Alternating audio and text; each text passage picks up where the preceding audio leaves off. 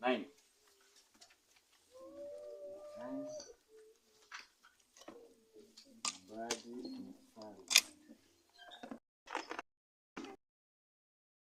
Amen. Ukarimu wako ninabarikiwa.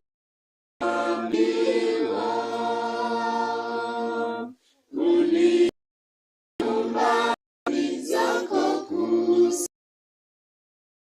Nitatoa neno wa shukrani.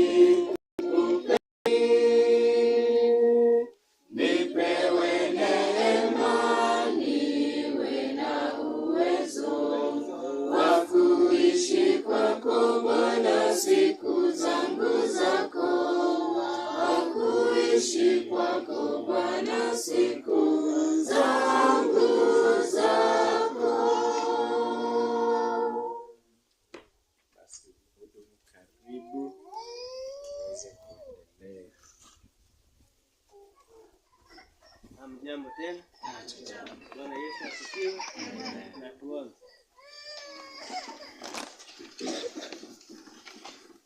Baba yetu, tunakuja mbele zako tena wakati huu tukiamini kwamba tangu tulipoanza vipindi vyetu umekuwa pamoja nasi na hata sasa hutatuacha upweke. Uendelee kutuhimiza katika neno lako na kutuongoza na akili zetu zikaweze kushika kila kitu ambacho tunaenda kujifunza. Na mimi niliyesimama mbele za wana wako ukanipatia ufasaha wa mbinguni wala si wa duniani, ili nitakachozungumza kitaweze kuwa kwa utukufu wa jina lako. Ni katika Kristo Yesu tumeomba na kuamini.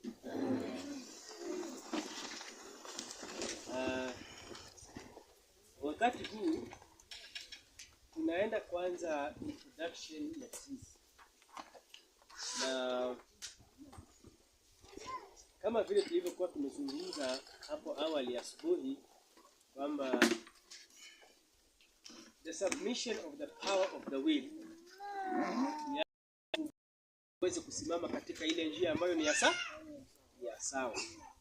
Na tutataka tuangalie chanzo cha magonjwa hasa ni nini na Mungu aliumba mwanadamu katika njia gani. Kwanza nataka tuweze kuangalia katika kitabu cha Ministry of Healing page 271 paragraph 1.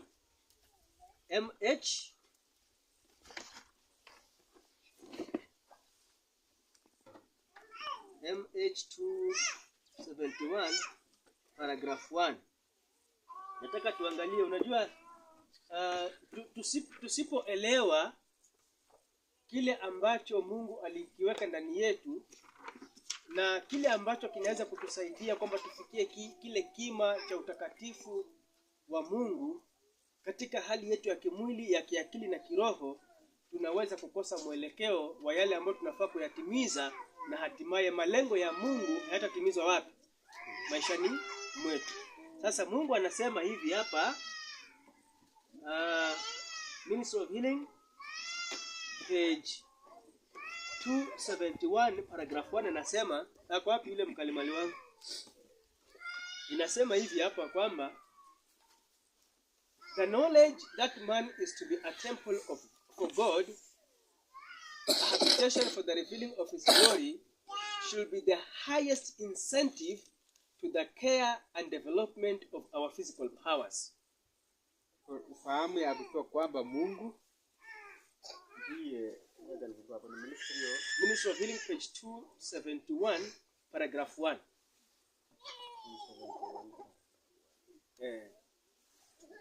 Wacha nirudie. The knowledge that man is to be a temple for God, yani ufahamu kwamba ya kutoa kwamba Mungu anafaa kuishi ndani ya mtu, ama mtu anafaa kuwa hekalu ya Mungu, a habitation for the revealing of his glory, mahali ambaye Mungu anaonyesha utukufu wake, should be the highest incentive to the care and development of our physical powers. Ikuwe kitu cha kututia motisha kuchunga hii mwili ambaye Mungu anatupa. Sasa unajua ikiwa basi jinsi ambavyo Mungu aliniumba na matakwa yake katika maisha yangu ni kitu ambacho kwa ajili ya huu mwili, wakati huu mwili umekuwa safi, umekuwa yale majukumu na tabia na kimo cha Kristo katika maisha yako. Isipokuwa nijue, wacha tuseme hii meza, si ndio? Kitambo fundi afike kiwango cha kwamba ataweza kutengeneza hii meza. Alianza kufanya nini kwanza? Alianza kutafuta mbao, si ndio? Na si kutafuta mbao tu, lakini alienda kutafuta ule mti ambao unaweza kumpatia mbao nzuri. Mti ukaangushwa, ukapasuliwa na power saw, ukatolewa mbao, alafu mbao zikapelekwa kwa mashini, zikaenda zikarandwa vizuri, akapima size ya kila kitu yanahitaji, akakuja kukatakata, akatengeneza nini? Mungu alipokuwa anaomba mwanadamu alikuwa ana malengo, si ndio? Na yale malengo yalikuwa ni kwamba mwanadamu afikirie kima cha tabia ya Kristo. Hata akiwa katika hali ya utakatifu alikuwa hajafikia kile kiwango ambacho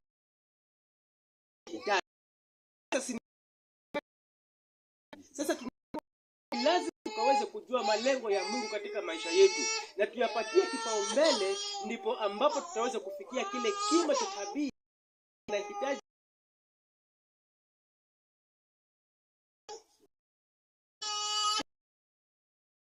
Make it our study. And Mungu ameumba kwa njia ya pekee ya sisi hii mwili wetu, na anataka sisi tuisome, tuelewe mahitaji yake na tufanye jukumu yetu kwa kutunza ili isiharibike. Unaona sasa haya maneno ni mazito. Sijui wewe unayachukulia aje, lakini kwangu mimi haya maneno ni mazito. Kwa sababu Mungu anakuangalia hivi, ama Mungu ananiangalia hivi kutoka mbinguni, na anatazamia kwamba huyu mwanangu ambaye amekubali maneno yangu atayashikilia kwa kweli kabisa, ili hatimaye apate yale matokeo ambayo mimi, yani Mungu anafanya nini? Anayatazamia.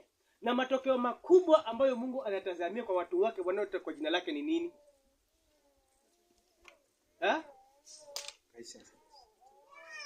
Nataka mtu anipatie hiyo page katika kitabu cha Christ Object Lesson, na page 69.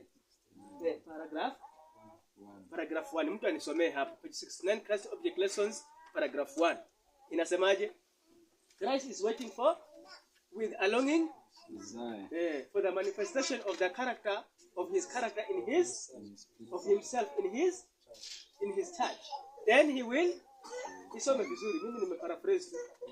Christ is waiting with a longing desire. Yani Kristo anangoja kwa matumaini makubwa kwa kudhihirisha kwa nini? Manifestation of himself in his yani Kristo anangoja kwa matumaini makubwa kwa tabia yake kudhihirishwa ndani ya nini? Ya kanisa lake. When the character of Christ shall be perfectly reproduced. Wakati ambapo tabia ya Kristo itaweza kudhihirishwa kikamilifu. Then when the character of Christ shall be perfectly reproduced in his people, then he will come to claim them as his. Basi atakuja kudai watu wake. Hakuna kitu kingine kikubwa ambacho Kristo anakihitaji katika maisha yako isipokuwa wewe uunganike pamoja naye, alafu fanye nini? Udhihirishe tabia ya na Paulo anasema kila kitu kilicho cha dunia kitafanya nini? Kitabaki hapa. Si ndio? Kama ni mwili, with a twinkling of an eye, this corruptible will be put on incorruptible. Si ndio? Na kila kitu ambacho ni cha duniani kitabaki hapa. Chenye utachukua kwenda nacho kule ni kile ambacho utakuwa umekipokea kutoka wapi? And that requires you that you may be able to know the requirements of God and follow them. Then the development of the character of Christ in your life will be reproduced. Sasa wakati tunapoangalia mambo ya afya, ni tuwe na ile focus ya kwamba there is a development of a character in the similitude of the character of Christ. Ndio mimi nipate nafasi ya kwenda wapi? Kwa hivyo kama nitasema kwamba sitakula hii, nitafuata hivi kulingana na vile ambavyo Mungu anasema, your focus has to be the development of the character of who? Of Jesus Christ. Tuko pamoja? Twende kwa Ministry of Healing page 127 paragraph 1. Ministry of Healing page 127 paragraph 1. Nika mtu ama nina huyu. Unaitwa nani? Sasa jina yako.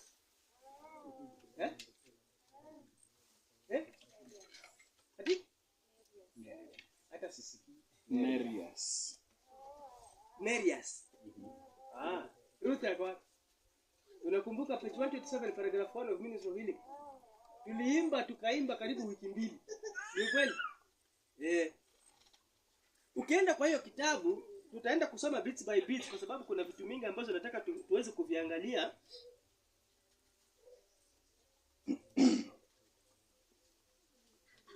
Kuna vitu mingi ambavyo nataka tuviangalie ili kwamba tukaweze kujua kile ambacho tunafaa kufanya nini? Tunafaa kukifanya. Ukienda kwa the first paragraph ya Ministry of Healing page 127 paragraph 1 inasema hivi. The only hope of better things.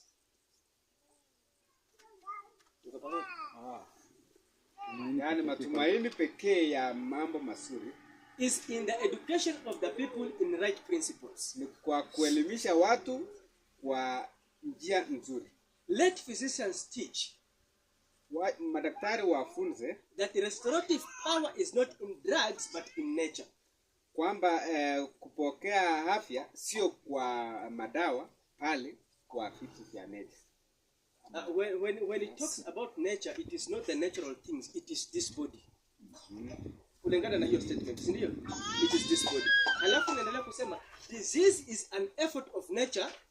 Yaani ugonjwa ni jinsi mwili inavyojaribu to free the system from conditions, kutoa vitu kutoka mwili that result from a violation of the laws of health. Yale ambayo yanatoka kwa kuvunja sheria za afya. In case of sickness, kama kutakuwa na ugonjwa, the cause should be ascertained.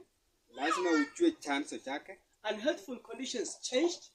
Na vitu ambavyo vileta ubadilishe. Wrong habits corrected. Uache tabia ambayo ni mbaya. Then nature is to be assisted in her efforts to expel impurities and to establish right conditions in the system. Na mwili usaidiwe itoe uchafu kutoka mwili na ipate kujitibu.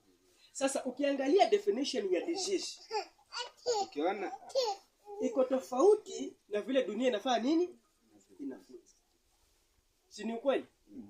Hapa Mungu yeye anasema chanzo cha ugonjwa ni kwa sababu wewe na mimi tumekiuka sheria za nini? Za afya. Na ikiwa tumejua kwamba sisi ni wagonjwa, basi kile chanzo ama kile kiini cha ugonjwa ni lazima kitafutwe, kijulikane. Lakini sasa ukienda kwa daktari ukisema wewe una mahali unasikia vibaya, yeye anafanya nini? Anakutafuta, anakupima na stethoscope and all those things, and he will never tell you why you are sick. Ni ukweli. Daktari hata kwambia kwa nini wewe ni mgonjwa. Na hata kama ametafuta ugonjwa ameupata, yeye ataenda kwa vitabu zake aandike prescriptions hapo, kwamba chukua hii karatasi enda kwa pharmacy pale. Ukifika kwa pharmacy, wewe hata hayo maandishi huwezi kuyasoma. Si ndio? Ni upeleke pharmacist yeye amefundishwa, wakiandika huko wewe ndio utakuwa unajua kusoma, you will know what to give. Si ndio? Ukipewa kale karatasi wewe unaenda kwa pharmacist anaenda kukuambia sawa. Anachukua kila kitu anaweka kwenye karatasi 1 times 2, 2 times 3, 4 times 5. Hiyo ndivyo utaenda kuku. Lakini in relation to what God is asking us here, anasema in case of sickness, wakati wowote ugonjwa ukijulikana, si ndio? Kila kitu ambacho kimechangia kwamba umekuwa mgonjwa ni lazima ufanye nini? Ukijua. Let's go back to the second part. Hapa anasema disease is an effort of nature. Tuanzie hapo. In case of disease, tuanzie hapo. In case of disease, the cause should be ascertained. Chanzo kwanza ni lazima kifanye nini? Kijulikane. Halafu secondly amesema nini? Unhealthful conditions should be changed. Kuna zile kanuni ambazo unafaa kuzifuata zenye zitakusaidia kwamba uweze kuzibadilisha na mwili urudishwe katika hali yake kufanya nini? Ya kufanya kazi. Halafu amesema thirdly, wrong habits. There is where we have the problem. Na unajua sasa habits of life zinaanzia wapi?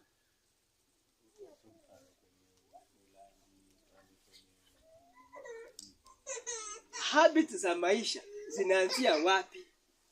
Za maisha ya mtu at conception. Wakati mimba imepatikana hivi, ndio yule mtoto definitely ame-inherit tayari. Baba hata alea mtoto kwa tumbo lake, Lakini what has been in the blood of that man has been passed to the child. Sindio? Halafu mama yeye amegawanya damu yake kweli ndio, lakini ule muda wa miezi 9 ambao huyu mama atakuwa amebeba huyo mtoto, ana develop a character in the mind of that child, either for good or for bad. Tunaelewana hapa?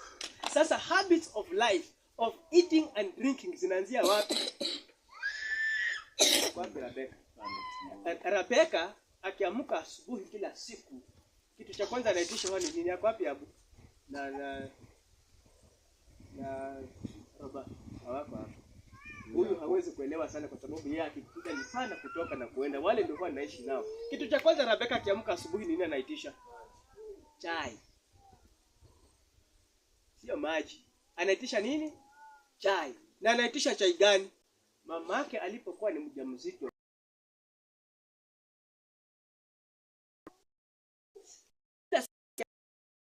mama haona kwa Daudi, akiwa haona anaenda kwa Emma.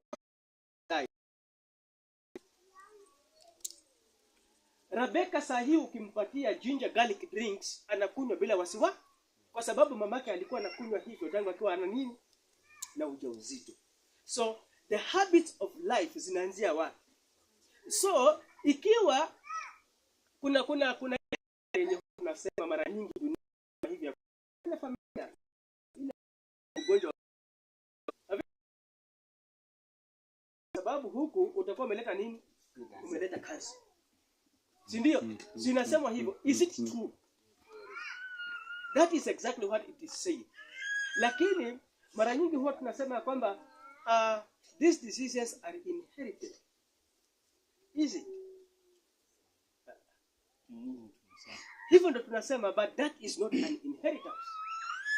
It is just that it is in the lineage of the methods, ways and means of life zenye zimefanya mpaka sasa hii kitu imepersist in that family. Ikiwa mimi nimechagua kureform, I will never have it. Ni ukweli? Kwa familia ya kina nyanyangu kwenye alizaliwa huko wako na asma, mpaka wanasema hiyo asma ni ya ukoo wao. Na watoto wote wenye nyanya amezaa na sisi wajukuu, kila mmoja kwenye familia ni lazima atakuwa na asma. Mimi nilikuwa nayo. Right? Lakini wakati ulipofika ya kwamba hii asma inafaa kutoka, ilihama na haijawahi rudi tena. Lakini wale wengine, so is it passed in the lineage because of genetic inheritance, or it is because of habits of life? Habits of life. And that is what we always instill in the lives of our children, that they become so sick to the extent that inaonekana ya kwamba hii ni shida ya hii familia. Lakini tumeambiwa hapa, in case of sickness, the cause is to be ascertained. Chanzo cha ugonjwa lazima kifanye nini? Ukishajua sasa, wrong habits corrected. Si ndio? Alafu hiyo nyingine imesema nini? Unhealthful conditions changed. And then 27. Inasema aje? Pure air, sunlight, abstemiousness, rest, exercise, proper diet, and the use of water. Trust in divine power. These are the true remedies. The true remedies. Na unaona mara nyingi tumefikia kiwango cha kuona ya kwamba okay, I wish kungekuwa na body hapo.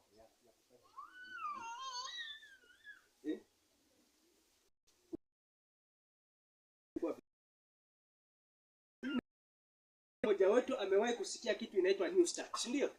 New Start inasimamia nini? Kwenye tumesoma hapa. Na tumeambiwa hapa, these are the true remedies. I want to tell you that these remedies, kulingana vile tumejua, huwa ni ngapi? Ni ngapi? Are they really 8? Ni 8 kweli? Hizi sheria za afya ni 8 kweli? Ni 9. Hapana. Mimi kulingana vile mimi nimesoma vitabu vya Ellen White, nimekuja kugundua kwamba hizi sheria za afya ni 12. And I will prove it to you from the writings of Ellen White. nimeona God's plan, nimeona new start na vitu zingine zenye kila mmoja amekuja na formation yake. That is very okay.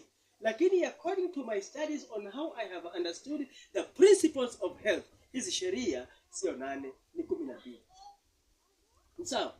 Na kila sheria yenye tumepewa inahitaji ya kwamba kila mtu akaweze kuendelea kufanya nini, kujua. Endelea kusoma hapo chini hiyo paragraph 2. These are the true remedies. Inasema aje? Every person should have a knowledge. Kila mtu anafaa kuwa na ufahamu of nature's remedial agents. Hizi njia za asili za matibabu.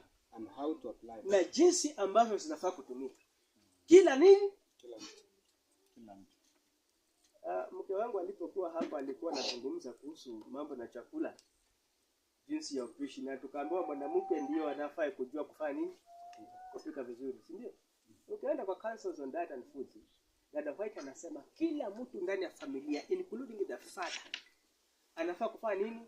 How to cook well palatable wholesome foods. So si mama peke yake. Sasa hata wewe pia nao kama unataka kufanya mke wako akuje karibu na wewe, know how to cook also. Na unajua kuna vitu zingine ambazo wanawake wanapenda sana kuona wanaume wao wanafanya. Sana. You know why Mama Rebecca alikuja kwangu? Mnajua? Hako wapi? Asije akanitupa mawe. Do you know why Mama Rebecca came to me? It is because she heard how I was teaching her and how to cook food in their school. Hiyo ndio ilimfanya alikuja kuniambia, baadaye hakuniambia haraka ndio nisione kwamba hii ndio sababu imemleta. Aliniambia baada ya kwa tumefunga harusi tayari. Lakini honestly speaking, my wife was so much attracted on how I was dealing with things when it comes to cooking and healing people. Helping people to be reformed and to also alleviate diseases from their bodies. Hiyo ndio kitu akasema I will have to go to his home nione anafanya namna gani. And she came to stay with me for how many weeks? After the 2 weeks, the last day before he could leave is when I proposed. So kuna vitu zingine hawa mama wasichana wakiona, it is not about having those big muscles kama vile vijana wa siku hizi anataka kwenda gym akainue mizigo, kifua ifure kuja. Hiyo kitu haitakusaidia. It will never help you. Hii muscle kama ni kubwa hapa itakuja kukaa huko nyumbani, hakikisha kwamba chakula imepatikana nyumbani. No. There are some principles a man should be having that when a woman is getting attracted to you, they will help that person in the physical life and also in the spiritual. Right? And one of them is a knowledge on how to apply the ways of life in the physical way. Ukijua hivyo, hata yule mshana anajua kwamba ninaenda hapo, but there is enough security. Si ndio? Kwa sababu kama unajua kupika ni lazima utajua chakula inatoka wapi kwanza, si ndio? So in one way or the other, people are supposed to be having the right understanding on how to deal with issues. Tumeelewana hapo? So when God brings about the issues of the principles that have to be followed in regard to our physical being, anahitaji ya kwamba tukaweze kuwa na ufahamu. Halafu tumezungumza asubuhi ya kwamba ufahamu kuwa nao, lakini have that willingness in your life to do what? To apply. Let me surprise you with one thing. What is the definition of wisdom? Hekima ni nini? B. Hekima ni nini?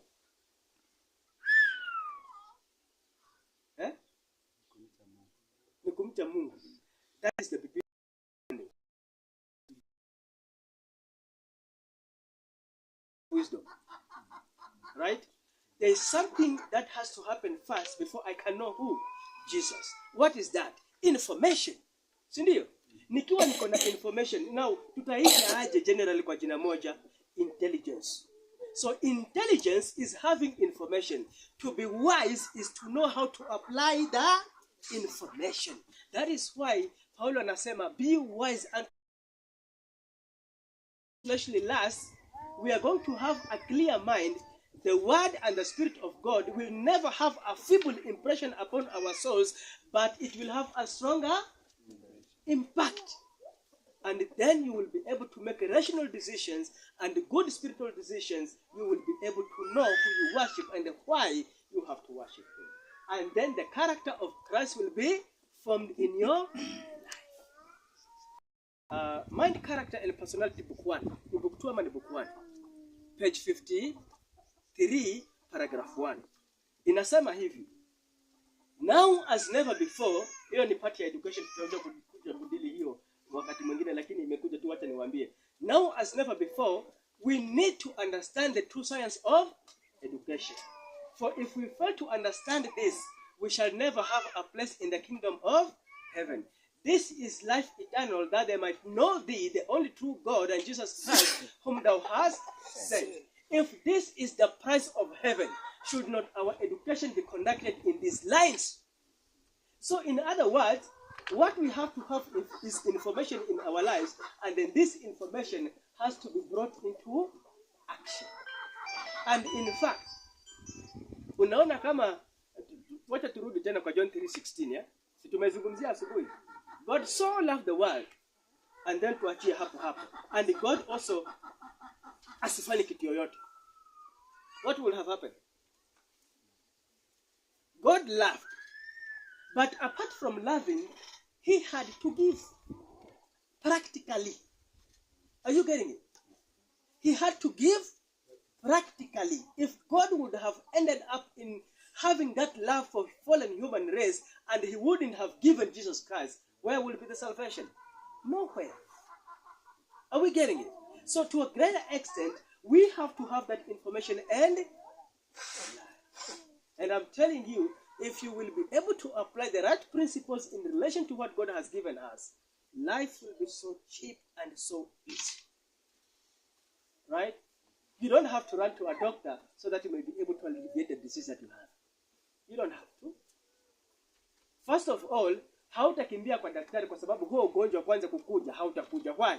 You are an obedient child of God to the principles in relation to our bodies. Sasa ugonjwa utatoka wapi? Hakuna. Na in fact, ikiwa kale kahoma katakuja, the immunity in your system is so strong because you are eating right and drinking right, the body will fight for itself. Na mkae mkijua ya kwamba the healing of the body, right, is inside. Unaona hata ile habu ya tuchukue kama hii inaitwa ni cypress hii, ndio?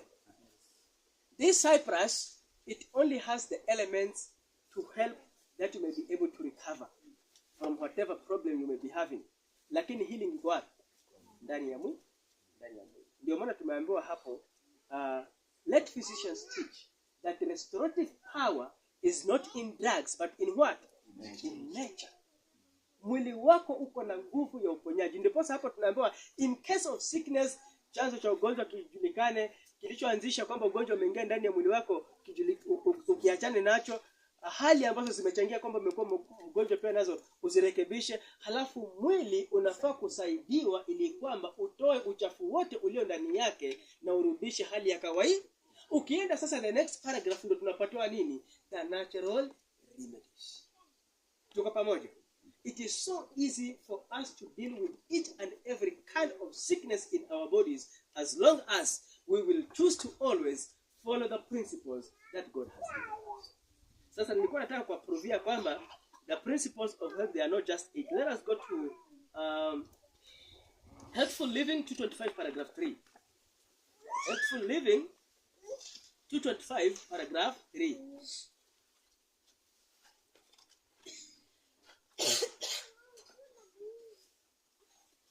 HL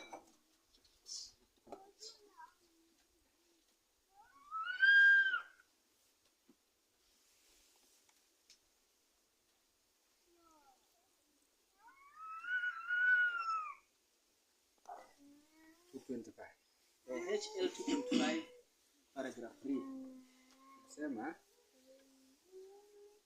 there are many ways of practicing the healing act. Kuna njia nyingi za kuweza kutibu magonjwa. But there is only one way that heaven approves. Lakini kuna moja tu peke yake ambayo mbingu inatambua. Endelea. God's remedies are the simple agencies of nature. Njia za Mungu ndio za rahisi za kuweza kutibu miili yetu. That will not tax or manipulate the system though they are powerful properties. ambazo ni za rahisi na hazitaleta mzigo katika mili yetu, isijapokuwa ziko na nguvu sana. Pure air and water, Hewa safi na maji, cleanliness and proper diet, usafi na lishe bora, purity of life and a firm trust in God usafi wa maisha na kumwamini Mungu are remedies for the want of which thousands are dying. ni tiba ambazo kwa kukosa kuzijua watu wengi wanafanya nini? Wanakufa. Na sasa kama umenotice hapo, ametaja nini? Pure air, water, cleanliness. Ndio? Ametaja nini? Cleanliness. Kuna na cleanliness ni nini? Cleanliness pia kuna mahali kwingine ametaja hiyo kama hygiene. Ndio? Hygiene. Cleanliness na hygiene are one and the same thing. Halafu sasa ametaja hapo nyingine purity of life. What is purity of life? Usafi wa maisha ni nini? It has to do with your how do you deal with issues? Right? Proverbs 17:22 inasemaje? Proverbs 17:22 inasema nini? A merry heart doeth good like a medicine, but a broken spirit drieth the bones. How is that connected with your health? You're here, purity of life. The more you have clear thoughts in your mind, the more healthy you become. Wakati uko na mawazo mazuri katika maisha yako, wakati unafikiria positively, kuna hormones ambazo huwa zinakuwa reproduced in your body, zinaitwa happy hormones. They build up your immune system. You become so strong no matter what kind of disease itakuja. Hata kama utatumia herbs, lakini mwili utakuwa na nguvu kwa wenyewe wa kufanya nini? Wa kujikinga ama kujitibu. And the opposite is also true. Kwa sababu umesema hapo, a merry heart doeth good like a what? Like a medicine, but a broken spirit drieth the bones. Now kuna vitu mingi tunaweza tukazizungumza when you have negative thoughts in your mind. Kitu cha kwanza kabisa, mtu akienda hospitali kama ako na ulcers, daktari huwa anamwambia nini? Wacha mawazo. Why?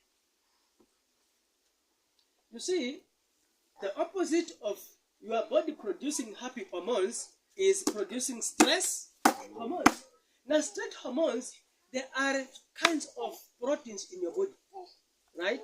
Na wakati zikitolewa kama hazitatumika kulingana na vile ambavyo zinastahili, it isn't that they are bad in themselves. They are important because the body sometimes needs them.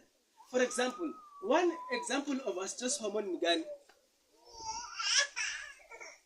An example of a stress hormone. Cortisol, nyingine. Kuna nyingine yenye iko very common na kila mtu anafaa kuwa anajua. Adrenaline. Si ndio? Adrenaline kazi yake ni nini kwa mwili kama imetolewa? It is to give you an extra power that you can do an extraordinary activity in case of danger. Guess what? If you do not use, na unajua hii adrenaline itatoka sio wakati umeona simba peke yake. Hata wakati ambapo umekasirika, adrenaline can be produced in the system. And if it is not produced, it creates an acid condition in the system of your body. And the more acidic your body becomes, the more the body cells in yourself, they do what? They die. Do you know what they do? Wakati ambapo uko na a big acid condition in the system, chembe zako za mwili karibu zote, especially the red blood cells and the white blood cells, zinafanya aje? Zina coagulate. Right? Coagulate ni kuform a mucous membrane around themselves. But remember, the cell is the unit of life. Sindio? Kwa hivyo hiyo cell peke yake, as a single cell in your body, inafaa kukula, sindio? Inafaa kukunywa, na inafaa kutoa uchafu wote, kwa sababu kuna metabolic reaction yenye huwa inafanyika ndani ya nini? Ya chembe zako. So kama imetengeneza a mucous membrane around itself, how will food enter in? Itawezekana aje? Haitawezekana. Na any kind of liquid yenye inafaa kuingia ndani ya chembe zako za damu ama chembe zako za mwili, itaingia aje? Haitawezekana, because the mucous membrane is so slippery. Na furthermore, On top of the cells of our bodies kuna receptors ambazo zinakuwa connected na the nervous system. Wakati coagulation imefanyika, these receptors wao zinafanya nini? Zinafungwa. So anything that will come inside your blood system hakiwezi kukuwa detected.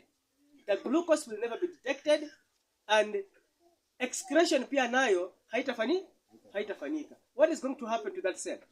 It will die. And when it dies, unajua inafanya nini? They form carcinogens. Apart from that, si unakula kila siku. What is the end product of metabolic reaction in the digestive system? Glucose. Sindio?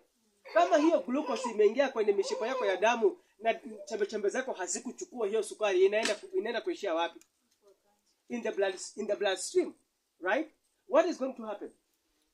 Kwa sababu hii sukari haitumiki na pancreas inaendelea kuproduce insulin, na ina produce na inaona kwamba hii insulin haitumiki, the pancreas does what? It stops producing insulin. What is going to happen to the levels of blood sugar in the system? What is going to happen? Diabetes in the life. Are we together? Following principles of life, it is very important. It is very, very important. Na warudisha tena kwa tutakuja tuzungumzia kuhusu maji and all these things, lakini nataka niwaeleze kitu kimoja. Unaona hata kukosa kukunywa maji peke yake, nimewaambia kuhusiana na nini? Na figo peke yake. Ndio. Lakini hata kukosa kukunywa maji tu peke yake inaweza kukufanya ukuwe na high blood pressure. Ndio. How? Kwa sababu the blood will be thick. Ndio. The blood will be thick. Apart from the blood being thick, water is the agent yenye huwa inatumika sana sana ku eliminate all the metabolic waste. Kama hiyo maji haingii ya kutosha humo ndani, what is going to happen? Uchafu mwingi utakuwa unabaki wapi? An acid condition itafanya nini? Your pH will be, what is going to happen? You become susceptible to diseases. So water is very important. Haya, nataka tuendelee kuangalia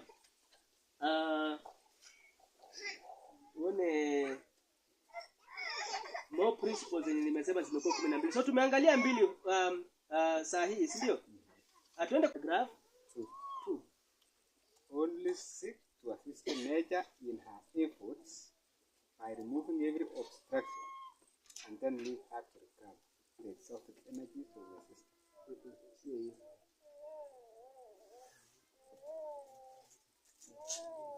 Ni paragraph 3. 225 paragraph 3.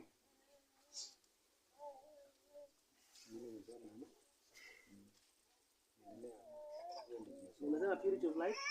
Kuna kitu kingine inaitwa clean sweet premises. Hapo chini yake. Inaendelea.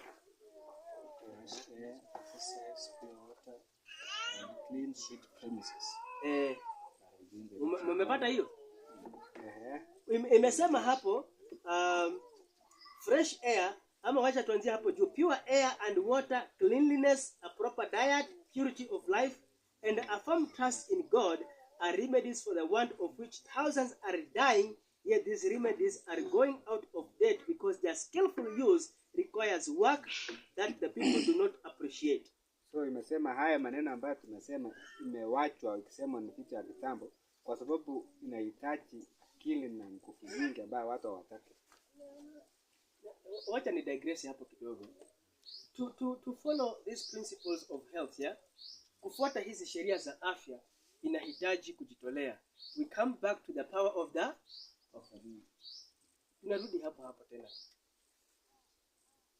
Kwa sababu kuna sehemu nyingine Ellen White anasema kwa hiyo kitabu ya Ministry of Healing ya kwamba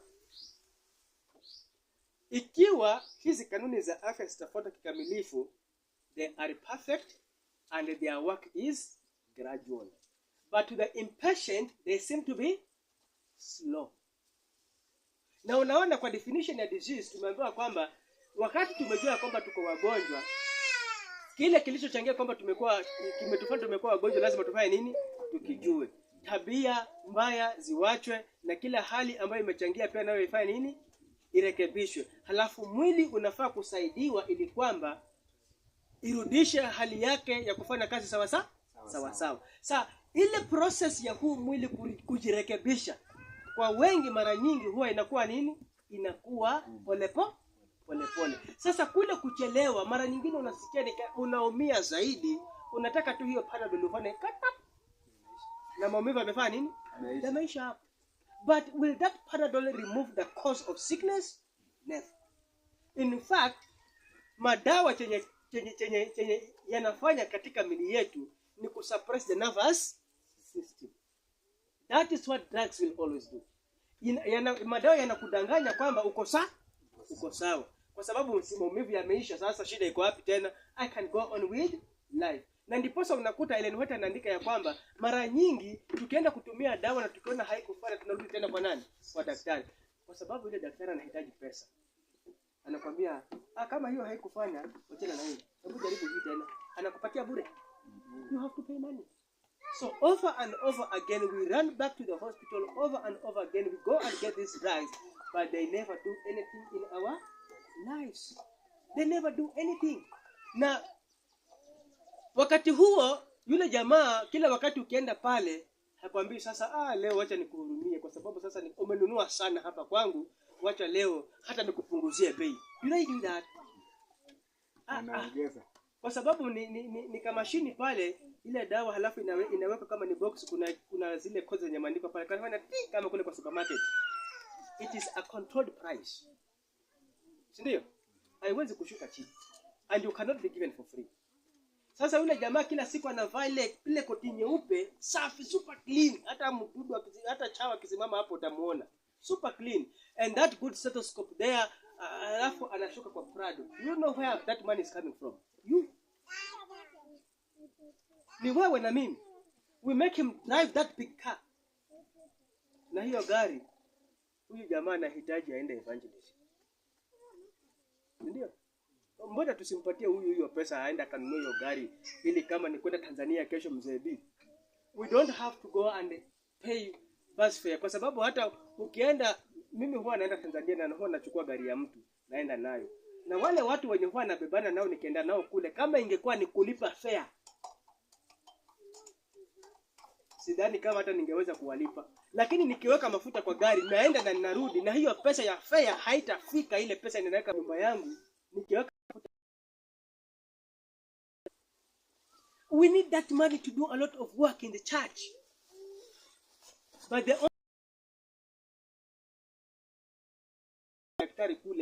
doctors and the people of the world, they have to come to the Seventh-day Adventist people to seek for assistance. Sio sisi tutoke huku tuende huko.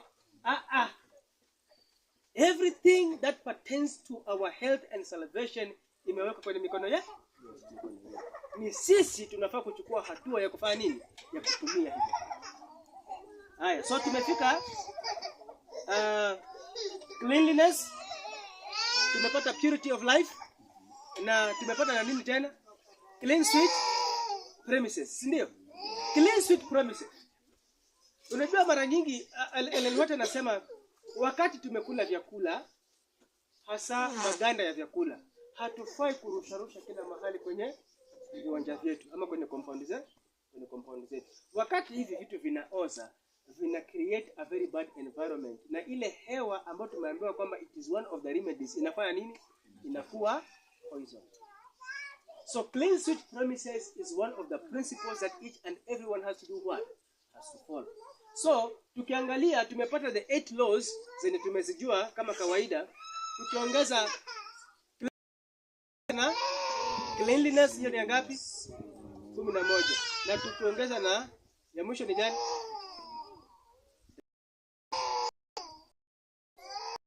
Ya mwisho ni nini? Ni dress. Na dress, kama unataka kujua kuwa it is a principle of health, go to the book Healthful Living, go to the book Ministry of Healing, go to the book Counsels on Diet and Food. Utaona kwamba kila wakati anapozungumzia health, the principles of health zile 8 zenye tumezizoea zinafanya nini? Zinatajwa hapo chini. How is dress connected with my health? Kuna vitu mingi ambazo tunaweza tukavisoma ambavyo tutakuja kudili navyo baadaye, sitavisema saa hii. I'm still doing an introduction of what we're going to be learning. Lakini kuna kitu kimoja tu chenye nataka nizungumze nacho. Tight lesson. Ukienda kwa Healthful Living zimejaa hapo. Tight lesson. Shirtless kuvaa nguo ambazo zimekushika zimekushika ama zimekubana sana. Do you know chenye huwa kinafanyika? It dispersed the circulation of the blood. Mishipa mingi ya damu ambayo inapeleka damu especially in the sensitive parts of your being iko on the surface of your skin. Mingi sana. Many of the veins and the arteries ziko on the surface of the skin. Ukikuwa sana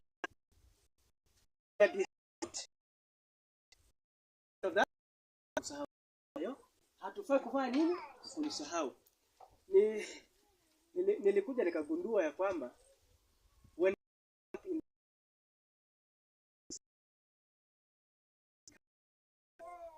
right? Sasa ikiwa ninataka kumemorize vitu sana, kule kukumbuka yale maneno ambayo Mungu ameniambia itakuwa vigumu. Tukumbuka tena Great Controversy 474. Every gratification tends to do what? To benumb the faculties of our mind. And the word or the Spirit of God can have but a feeble impression upon our souls. So, umezoea kuvaa zile tight zenye tunazipenda sana, si ndio? That one can make you not to be able to understand the will of God. Wakati Mungu anazungumza na wewe kila wakati, hakutakuwa na kuelewa wapi? Are we together? So, ni lazima tukaweze kujua jinsi ambavyo tunafaa kutunza mili yetu. And as I have told you, haya mambo ni rahisi sana. Lakini kizuizi kinatokea wapi? Hapa. Na katika hii movement yenye tuko nayo saa hii in these last days, sidhani ya kwamba kuna any Adventist reformer ambaye haya maneno hayafanyi nini? Hayajui. Si ndio? Karibu kila mtu 90% ya all present truth believers wanajua hii maneno. Lakini kwa nini haifuatwi? We have never made decisions on the side of who? Of Jesus Christ. Let me just give you a small example. This is not in relation to health, but itaweza kuwasaidia. Ni wangapi wamesikia ujumbe wa country living? How many? Wait, sindio? What steps have you taken to see that you will be able to move to the country? Niko na marafiki wengi sana, sitaweza kuwataja majina hapa. Ni wengi sana. Wanafanya kazi nzuri sana ya kuhubiri ujumbe wakati huu. Na kila wakati wakienda mikutano ya makambi, they are the ones who are in the front line to teach about country living. Then they will call me, Kalama, naomba utuombee mwenzetu. Manake sasa hii maneno ya country living hii imetulemea, sijui tutafanya nini tutoke huku. Wakati mnafundisha hii maneno, yale maneno ya kufundisha huko mnatoa wapi? Watu hawa wanatoa wapi hii maneno wafundishe wengine about country living? Na ni kitu gani kinakuzuia wewe usitoke huko? Where is the problem? We have not made a decision to obey what God is asking us. Na wengine sio kwamba hata hizo country homes hawana. Wengine hata wako nazo, lakini bado wamebaki wapi? Nairobi, Mombasa, Eldoret. Watu wamebaki huko tu. Hawataki kutoka. Na hiyo country home hata mtu wako nayo. Why? Obedience to the principles of God. Ni Ecclesiastes ngapi? Mjue Mungu sana. Alafu kule mwisho nasema na mazuri yatakujia. Ni Ecclesiastes, siwezi kukumbuka ni fungu gani, lakini iko hapo. Na kumjua Mungu sana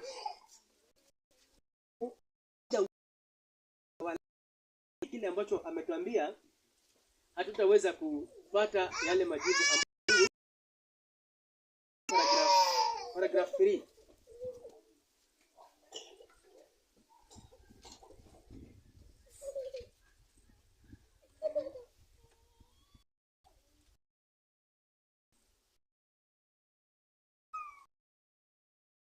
That many are not willing to keep.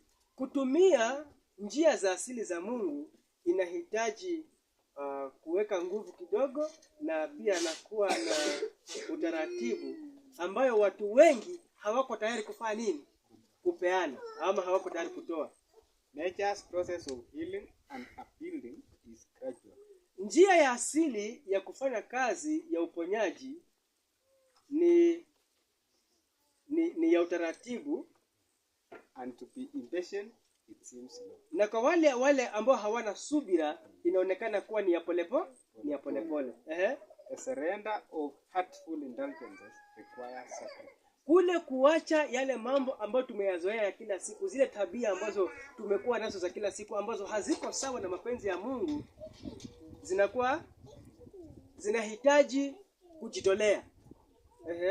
But in the end, it will be found that nature and drama does her work wisely and well. Lakini itakuja kujulikana kwamba asili ama huu mwili, ukiwa hautasumbuliwa ama hautawekwa vitu ambavyo havistahili, unafanya kazi yake kwa hekima na kwa ubora zaidi. Those who persevere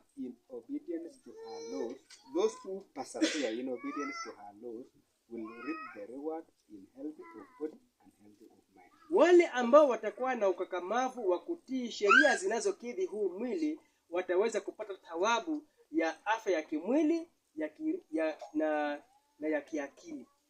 Now you see, Mungu mwisho wa kila kitu hayuko interested na huu mwili wako. By the end of it all, God is not interested in this physical body that you have. Kwa sababu yeye atafanya nini? Atakupatia mwili mwingine. Lakini kile ambacho anataka ni kwamba akili yako ikaweze kuwa na uwazi wa kujua maandiko yake na haki yake na kwa nini alimtoa mwanawe. Ili wakati hayo yote yamekuwa, kila kitu hapa duniani kimeisha, anakuja kukuambia sasa, you have been a faithful servant, enter ye into the